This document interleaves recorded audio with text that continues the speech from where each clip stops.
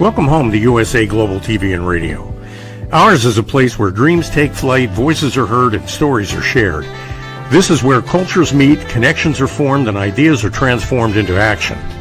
This is your destination for authentic storytelling, diverse perspectives, and meaningful conversations. We're where global stories unite and bridges are built beyond all borders. Discover our world of education, entertainment, hope, and inspiration. Together, we're building bridges worldwide. Subscribe to our USA Global TV channel and download our USA Global TV app.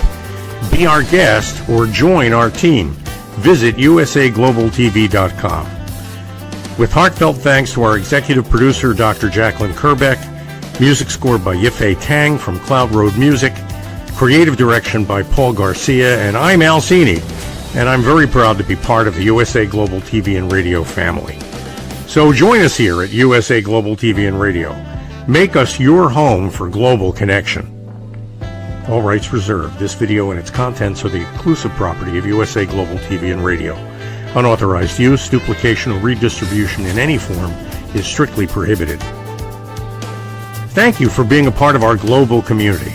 Let's inspire together. Howdy, red.olaughlin here. We're on the Wise Ones on the USA Global TV and Radio Network. My middle show of the day, I just got finished a show called the Corner Bookstore. We're on the Wise Ones now, and immediately following the show, I'll be doing Talking Heads. And my topic today is on Parkinson's, the causes, the triggers, the prevention, a lot of things dealing with Parkinson's.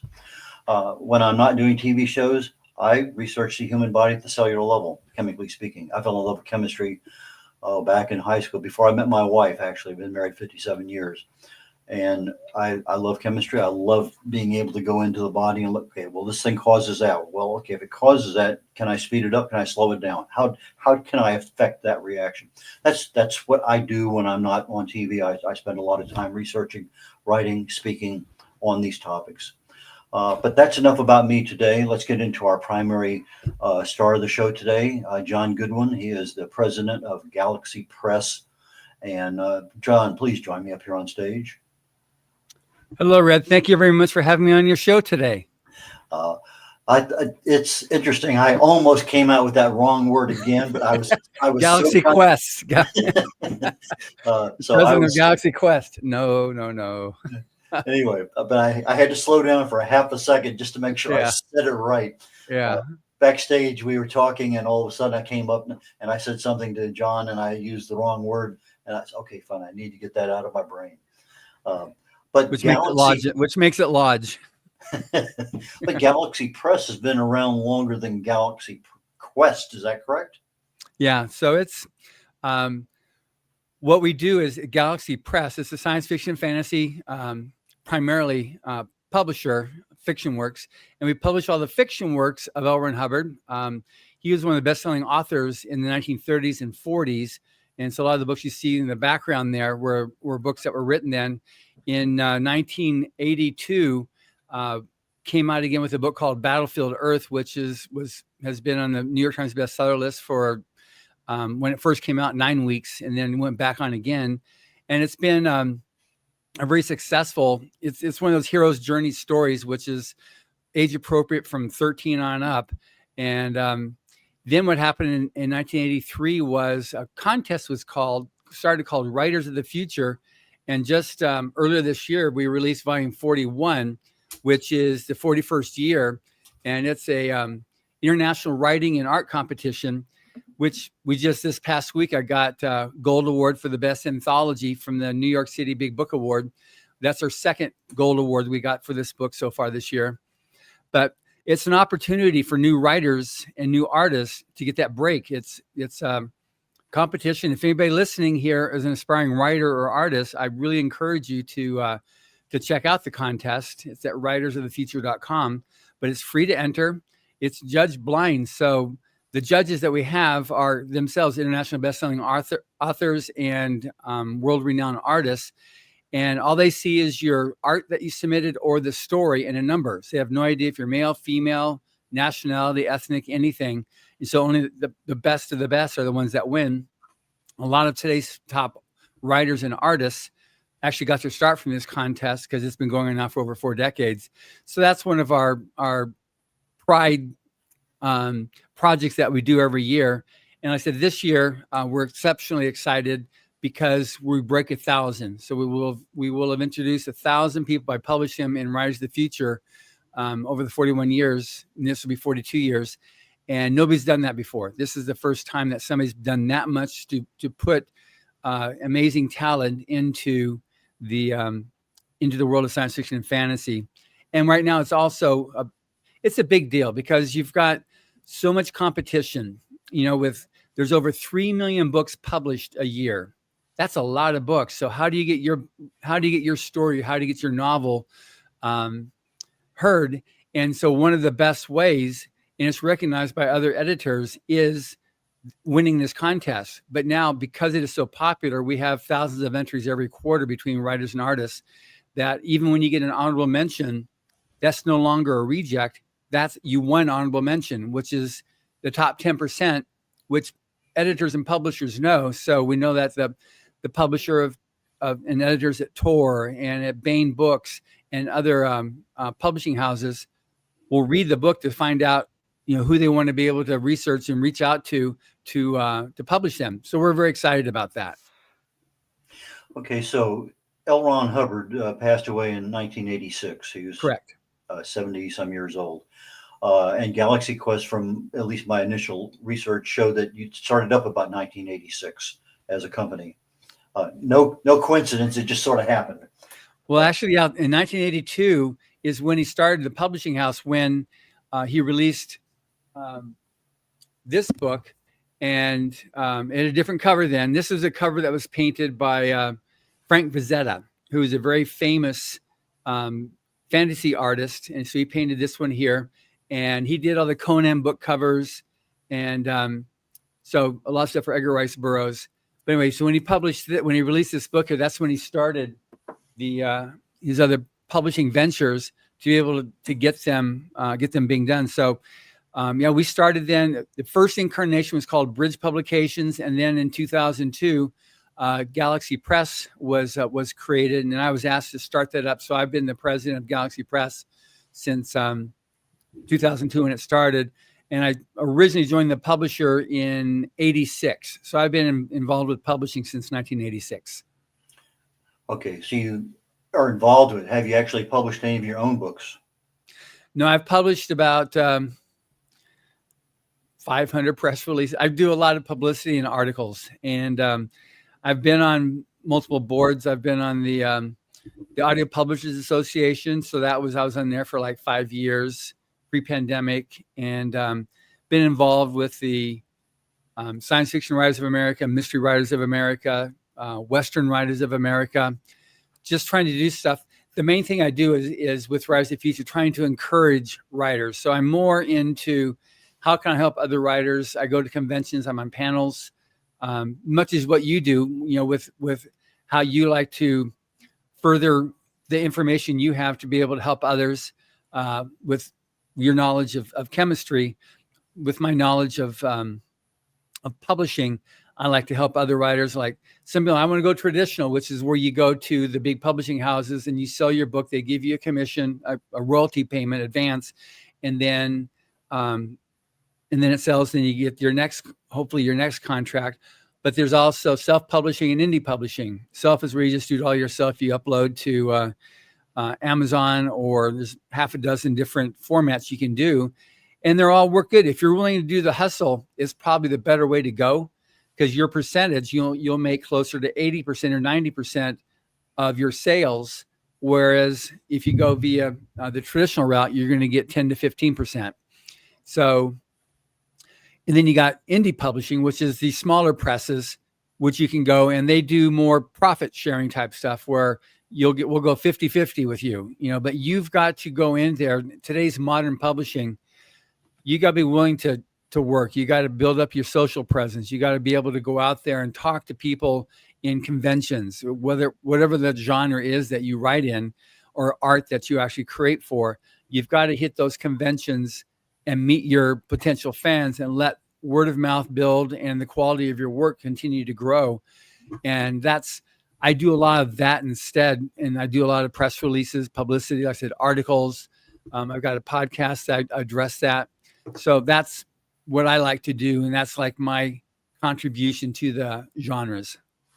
I have a good friend of mine here in the Houston area who uh, had some pretty good stories about Vietnam when he was over there. And he wanted traditional, that he was not willing to accept anything else. And for years, everything looked good. And then all of a sudden, it fell through. And then he was, okay, I'm still going to, he ended up with Texas Tech because of their publishing of a lot of stuff from Vietnam. And he's been pretty happy with that. The book's been out doing pretty well. That's great. Last Friday, I was at an event, and a guy has been doing research for the last 20 some years on a particular Ranger battle that he has unbelievable amount of information published by LSU, Louisiana State University. And so I guess the indie publishers can be a university, they can be an independent, they can be just about anything. Yeah, university publishers pretty much are like the indie category. And it's just, if, like I said, if you're willing to do the work, and the thing about indie publishers is they're understaffed, overworked. And so if you go there as an author and help out and say, okay, I'm going to contribute to the motion here, they're going to love you. And if you got a good story, a good book, a good research on it, and they're going to really support you. Because if you're there, not like leaning on them, but saying, okay, I'm up with you, I'm shoulder to shoulder with you, it makes a world of difference in that world of publishing. With traditional publishing, it's also getting more and more that, okay, what can you bring to the party? And some things that I really encourage writers is like, if you write a good book, that's great. It does not give you license to be a jerk. It doesn't give you license to have bad manners. It doesn't give you license to just turn it over to somebody else to just do everything for you and expect that it's going to be everything you want. You know, if you want it to be a success, you got to be willing to go in there and make it a success. There's a lot of tools in there how to do it. You know, there's great shows like yours and others that will help an author to be able to get their face in front of potential readers. But times have changed from what it was like in the 80s and 90s. And you've got to grow with that. If, you know, the percentage of those that make it just like, I'm going to write a book and just that's all I do is write books, that percentile is so small. It's way less than 1%. Like I said, 3 million books, you know, so how much do you want to get your book out there? If you just want to say I wrote a book, okay, cool. That's fine. You wrote a book. But if you're going to go out there and get it known by people, it entails more work. Okay. So let's say that you come across an author, they've been self-published for a while. They got dozen, 2 dozen books, doesn't matter, but they got more than a few. And they say, I want to be a New York Times best-selling author. How do I do that? So you search the crevices of your brain and you come up and you say, you got to do these 3 things or whatever. What does it really take to separate somebody who's a self-publisher to get recognized by, you know, Wall Street Journal, New York Times, somebody beyond Amazon? Sure. Well, I mean, one thing too, just, you know, it's Amazon is everybody's favorite name to disparage, but they're also, I think, 70% of the book market. So there's a lot to be said for doing well with Amazon. I've had several guests on who make 7 figures a year through Amazon as a self-published author through Amazon. So it is possible to do it, and they do quite well with it. I'm very happy with it. The way you do is if you have to be noticed, the publishing houses will look to see, okay, so you seem to be doing well. You're getting a lot of attention. They scan through social media. They look at bestseller lists. They look at, you know, Amazon lists. Who's ranking up there on the different categories? Because you just go there and look, and you can see the top 10, top 20, and say, okay, let's track this guy here. How's he doing? And then they'll reach out to you. You don't go. It's not necessarily straight publisher to author. You go through an agent. So one way to get to meet agents is going to conventions and meeting them where they attend. One way, you know, well, who agented this book? You can also just look up a book and see the history of it, and you can find out who represented that book and present yourself.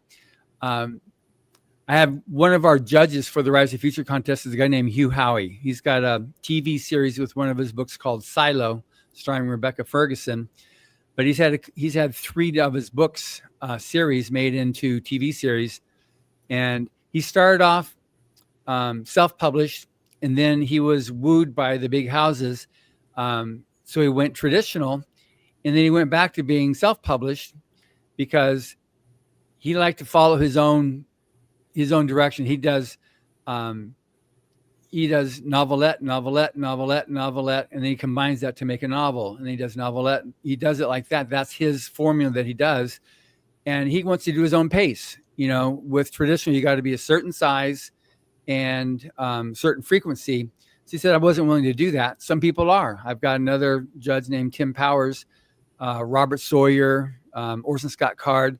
They like the traditional, but there's well-established authors right now that when they write their book and they send it in, they get, their check, and that everything else is take care of, and they just do their next book. They go out on their signing tours, but that's, to get in there, you need to be noticed. You need to have a book that people are going to notice to say, okay, I'm going to shop around my submission.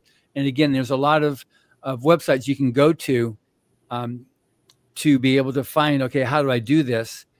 But it's got to be more and more proactive, because, and it's just the thing, if there's a lot of good books out there being written. And so if I write a good book and you write a good book, and I'm a jerk, I'm just like, I'm haughty. I'm like, I feel like I'm the next best thing to whoever your favorite genre author is. And I act like that. And then you write your book and you submit it, and you're very nice. You're pleasant. Your manners are in on talking to whoever you're talking to. Who are they going to choose? The arrogant such and such, or the person that's nice. And so that's a new thing right now that people have to take care of. You can't be that haughty, overbearing person anymore and expect that you're going to, hit all the bases going around and score a home run, because it's more than not, you're not going to, because there's no need for a publisher to accept somebody like that when there's so many other people that are willing to be nice and proper manners. It does matter.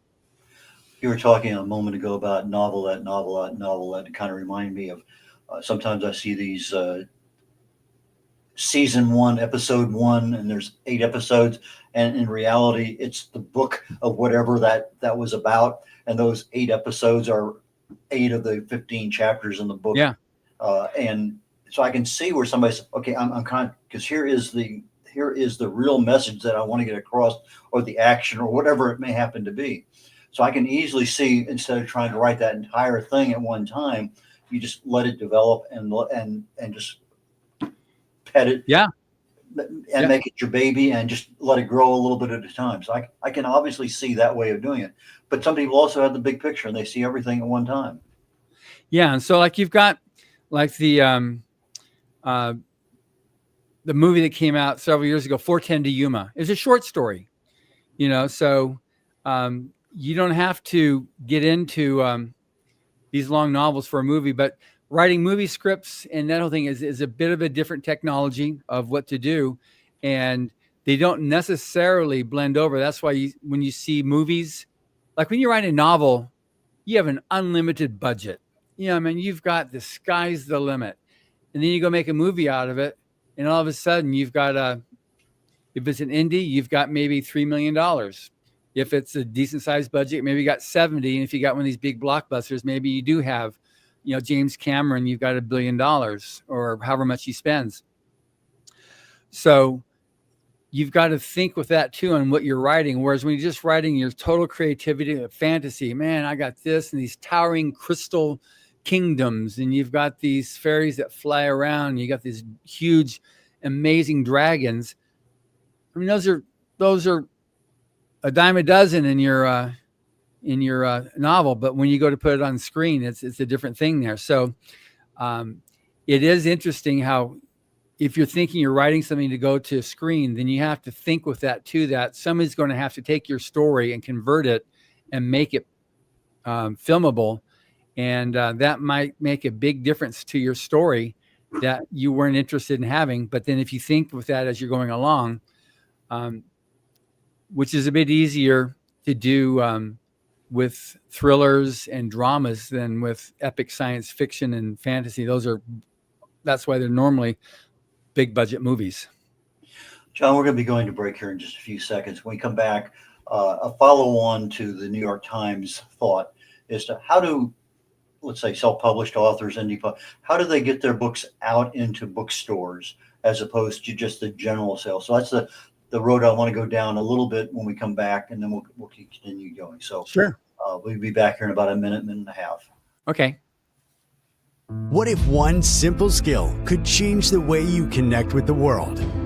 What if listening could open doors to deeper relationships, stronger businesses, and a better you? Dr. Jacqueline Kerbeck, the Listening Mentor, brings you USA Global TV and Radio, a space where voices are heard, ideas are shared, and global communities thrive. Through the elevated listeners' courses and books, you'll master the power of listening, set boundaries with confidence, and transform conversations into opportunities. Join us. Listen, learn, elevate. Whether you're a leader, a coach, a business owner, or someone seeking stronger connections, your journey starts today.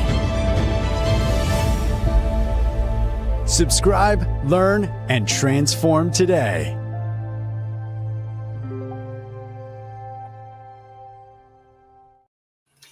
Welcome back to the Wise Ones. I'm red.olaughlin here on the USA Global TV and Radio Network. And the gentleman to my left, John Goodwin, is president of Galaxy Press, and he is our star today on our show. And he's going to tell us, how do we get our books into bookstores? Authors, that's always been a fascinating question for me. Some are more successful than others, but it seems like most of the time we fail. Yeah. So it's interesting. Some people, when they become an author, they go, all I want is to see my face on the cover of the Rolling Stone. So the equivalent of that is they want to see their book in a Barnes and Noble. They want to see their book in a Books A Million, that type of thing. And that's a definite, you gotta be willing, if you're gonna go, traditional, they will put you in those stores. Now that's a double-edged sword. So it goes into stores, it's got to sell in those stores because they have a shelf life. If the average book is maybe a month. And so in that 1 month, if it sells, they'll reorder. If it doesn't sell, and if it has to sell in the chain, not just in that bookstore. So you can put it out there, and then you come back and you get a bunch of returns, and you have your photo op with your book, with the bookseller there in your bookstore, and that's good. It requires good books and persistence on that. I remember working with one of my judges. Kevin Anderson is his name. I've followed him since the beginning of his career. He's the one that right now co-authors all the Dune books and he's the executive producer of the Dune movies. He's published almost 200 different novels now, very, very successful. At the beginning, he used to call me and say, John, I'm going to be in Pasadena, which is a city next to Los Angeles, and I'm going to be at a store called Romans. Can you make sure there's some people there? Because this is the beginning. He was there with Brian Herbert. I mean, this is Dune, for crying out loud. But it was at that point, the beginning of his career. And so I would bring in van loads of people so he'd have a good audience there. It was a legitimate, they bought books, but I made sure that it was a well-attended event. When he used to go to conventions, you see him walking up and down the aisles, having 2 boxes of books under his arms that he'd take to his various book signings. Now it's a whole different scene. He's got lines that wrap around to see him.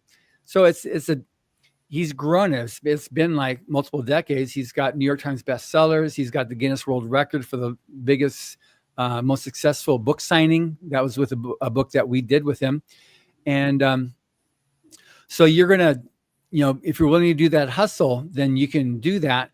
One thing you can do as a start thing is if you're going to be an indie publisher, which is fine. That means you just need to have, for a bookstore to order your book, you need to have an ISBN. So that's an International Standards book number.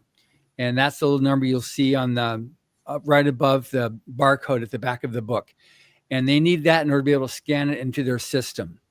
So if you have a local bookstore that you frequent, whether it's a Barnes and Noble or a Books A Million or J&J bookstores or whatever it is, you can go there. And if you know the manager, because you've been your bookstore for how many years, and say, I got a book coming out.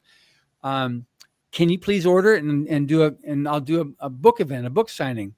And more than often than not, they will, because they want to encourage the local authors. And one of the things that local authors can do, they can help support their local indie bookstore. So that's an absolute surefire way to get your books into a bookstore. Now, to make it as a national distribution, this is where word of mouth kicks in. You need to have that bookstore manager go, wow, that was pretty good. I'm surprised. Then you can go to another one, say, well, can you help me get into this store? And then they will help you, because they want to encourage writers as well. That's their business, is book sales. So they like working with authors. So that's the way that you can actually go. The other thing you can do is when you self-publish through Amazon, you get your books into Amazon, and that's all it is. You can do the print on demand, or mostly it's the ebooks. There are other programs. One of them is through Ingram. Now, Ingram is the biggest distributor in the world.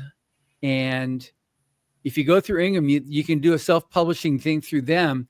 They can get books into bookstores. So Ingram can actually do that. That's part of it, because they distribute to bookstores.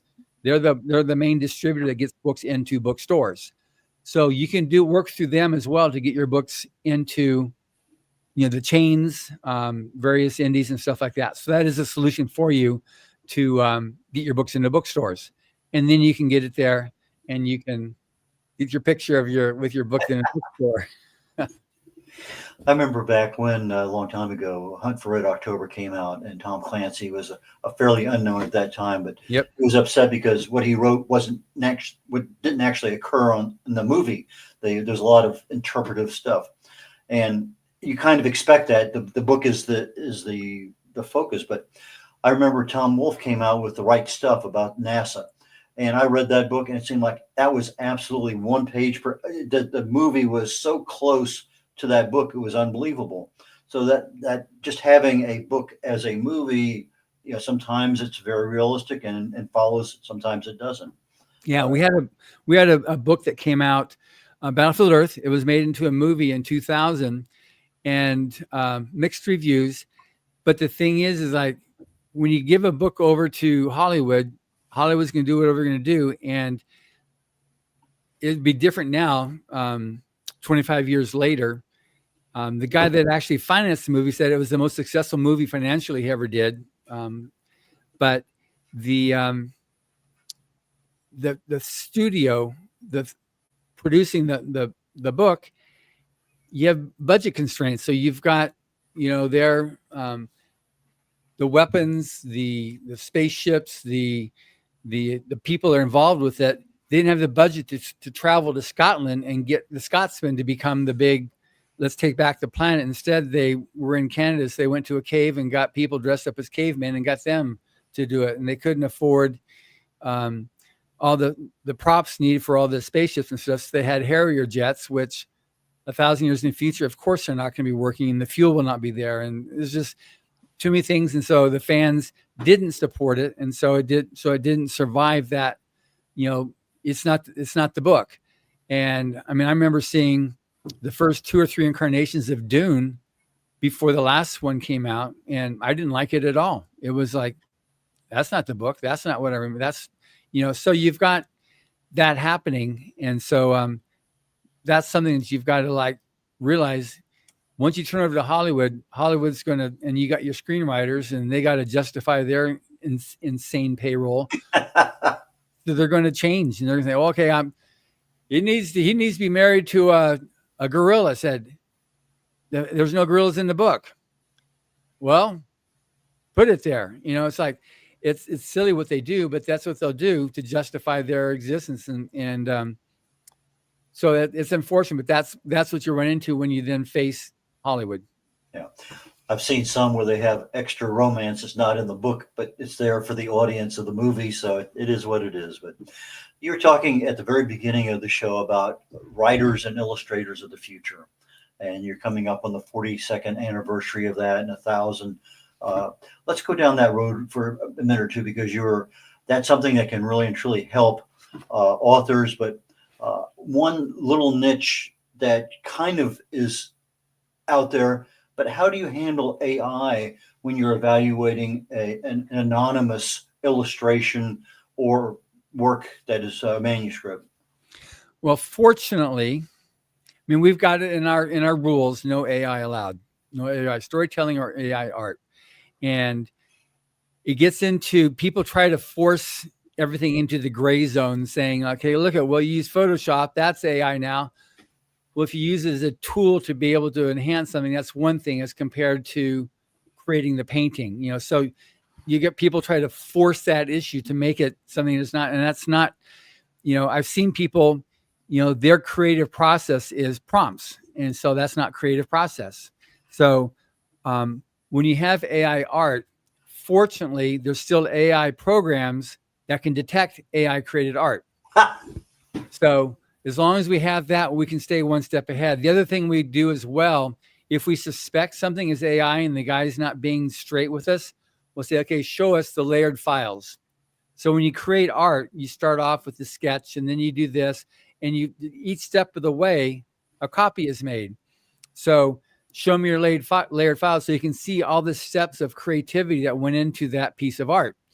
And if they can do that, then you're good. If they can't do that, then say, okay, sorry. We're just not interested in the contests are to be able to support creatives, and a creative is someone that can actually, on their own cognizance and interest and creativity mentally, put together a story and see it through. If you can use Grammarly to make sure your punctuation is okay, awesome. That's fine, because you'll get booted if your punctuation is bad. And if you have, if you violate tense and number and all that stuff in grammar, you can get help with that. But the story creation itself, you've got to be the one that creates it. And the art, you've got to be the one that creates it. Our judges right now in the level of the storytelling, stories is really easy to see when it's AI, because they're really bad. AI stories. I've heard stories, oh yeah, it's awesome. No, it isn't. For my podcast, I read a book a week. And our judges are very well read, and they themselves are New York Times bestsellers. So they can tell when something is created versus reassembled from something else. But the art, our judges that we have as illustrators are themselves the main drivers of cover art, of oil paintings, of structure within illustration. And they say, no, that's not right. That's not how it looks. They look it down even to the brush strokes. See, there's no brush strokes there. Or if it's a quote unquote a painting. So they look at various things that that will show still right now. And I realize that AI is growing at it's the curve is like going very, very steep as it improves in its quality. Maybe at some point it's going to be there, but right now, the whole subject of that, the spirit of humanity is the thing that creates and has the ability to do that. And a machine just does not have that. As much as the people that make the machines want to think, no, it's a real person. It can be made into a real person. It can be made sentient. I'm sorry. It's just, it ain't so. It can get really good, but it can beat me in chess. Okay, I'm happy for you. Yeah, I use AI because I write how-to books, Yeah. And so I'm diving into the human body. I need something that tells me what's going on. And the better prompt that I can tell AI what I want. I got some really powerful ones right now that just super exponential, and I can get what I need. But then I get it, and okay, fine. This enzyme does that. Then I need to go do my own due diligence and my own research to say, how can I put this in a 7th grade level so people can understand it? and also be able to be the fact that, okay, this actually happens. So I have some level of credibility with what I'm talking about. And so there's things that I can do with AI because I use it as a tool, but not to do my writing. Same thing with cover designs. I have some authors that I've worked with that I give AI. Here's what the author wants. Here's 5 covers, John. Which one do you like? You like B and C? Okay, fine. Then we can take B and C and then work with the designer to get exactly what you want. So I think it's a good tool, but not necessarily in the world that you're in, where you're writing stories and things like that. There's just a major mismatch of the Yeah. technology, I think, Yeah. right now. Yeah, for sure. And that's something that's just the purpose of our contest is discover new creatives. That's what it's about, and so it's a different purpose. And there's always something. As soon as you say you can't use AI, somebody's going to try to game it. That's just the nature of those creative people. So so with that, we just got to be smart and be able to recognize that. And so that when they come out, because we fly them out to Hollywood for a week-long workshop on how to master their art or their writing. And so it doesn't work if the way they want is by doing a prompt, because they're not going to get anything out of the workshop. And they're going to be an embarrassment to themselves and to us. Okay, one last question before I turn it over to you to tell people how to get in touch with you. Uh-huh. Is that you're the president of the Hollywood Christmas Parade. Yes. Give me 30 seconds. What's going on with the Hollywood Christmas Parade? So in fact, I'm having a meeting on Monday with the owner of the parade. We're going over what we're doing. I've got various people. I went to a recent event, and so I had about half a dozen of the LA City Council members. I like to be in the parade. And I met with the sheriff, the LA sheriff, invited him. He's such a nice man. So I invited him. He wants to be in it. It's the biggest celebration that's available to everybody. It's free to observe. And so in Hollywood, people don't realize, you think of the glitz and glamour, but what it is there's a lot of hardworking people that are not the glitz and glamour people. They're outside of Hollywood. So the people that keep it afloat are hardworking folks. So we want to be able to provide something they can all get. It's been fortunately turned into the biggest holiday special, because it takes place on the Sunday after Thanksgiving, and it then runs as a holiday special in the middle of December. And it's like I said, it's the biggest one that the CW network has. So it's something that celebrates the holiday season. And what's really good in LA, what I do it for, because it's not political, and it's so divided here in Hollywood. So it's not political, it's not religious. It's just about celebrating the season. So we've got Christianity, we got Judaism, we've got Muslim, we got every religion's represented there to be able to just enjoy each other, the community, and that's what that's about. And so that takes place on the 30th of November. Okay. How do people get in touch with you, John? Well, they can find me on my Facebook page. It's John Goodwin ASI. ASI stands for Author Services Inc., but ASI, I'm also the president of ASI, which is the literary agency for L. Ron Hubbard. So John Goodwin ASI is my Facebook page. My webpage is galaxypress.com. I'm a publisher. I have lots of amazing books I recommend you check out. And if you're an aspiring writer and want to see yourself published in an upcoming book, and it just automatically rolls over to the next quarter, the next contest to enter, go to writersofthefuture.com, and there you can enter the writer contest, the illustrator contest. We have a free online workshop, a free forum. I've got a podcast. Everything on that website is free that can help you if you're an aspiring writer or artist to take your next step as a professional. John, thank you so very much. I learned a lot today. You answered a couple of questions that I had in the back of my mind that, okay, fine, I really need to ask him. And I'm glad you gave me that information. So thank you. And I actually look forward to our next visit. It's going to be down the future, I'm sure. I know you're headed off to Salt Lake City here for a big event coming up in a week. I wish you the best of time there. And with that, I'm going to bid you adieu, and I'm going to close out the show. Thank you very much, Red. Very, very much appreciated this. Take care. red.olaughlin here. We're getting ready to sign off on the Wise Ones on the USA Global TV and Radio Network. My next show is called Talking Heads. I'll be talking about Parkinson's disease. What are the causes? What triggers it? What prevents it? Anyway, join me at about 20 minutes, 1 o'clock Central. Take care, y'all. Bye now.